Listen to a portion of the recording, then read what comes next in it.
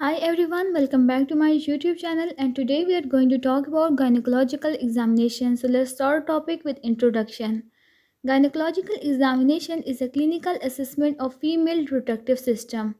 It helps in diagnosing conditions related to menstruation, fertility, infection and other gynecological disorders. It requires sensitivity, privacy and clear communication with the patient.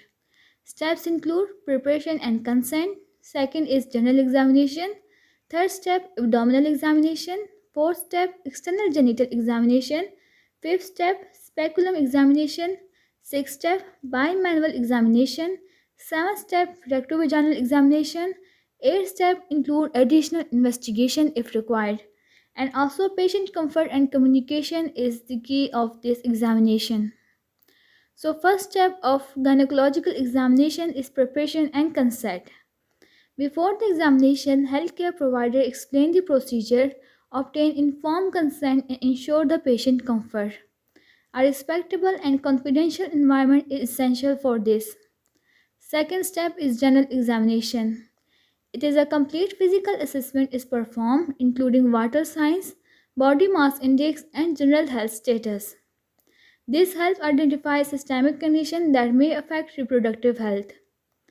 Third step in gynecological examination is abdominal examination. It includes inspection, palpation, percussion, or auscultation of the abdomen that are carried out to detect masses, tenderness, or organ enlargement. Special attention is given to the pelvic region. Fourth step includes external genital examination. In this, vulva, labia, clitoris, and perineum are inspected for abnormalities such as lesions, swelling, discharge, or signs of infection. This step is performed with care and sensitivity. Next step is speculum examination. A speculum is inserted into the vagina to visualize the cervix and vaginal walls. This allows assessment of discharge, cervical appearance, and detection of abnormalities. It is also used for pap smear collection. Next step is bimanual examination. In this, examiner insert two fingers into vagina while palpating on the abdomen with other hand.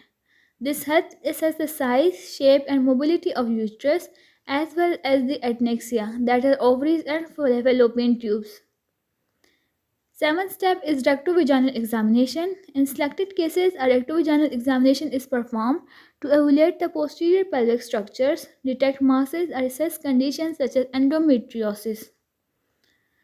Then there are additional investigations. They are depend on the finding. Further tests may be ordered, such as ultrasound, colposcopy, or laboratory investigation may be done. These complement the physical examination.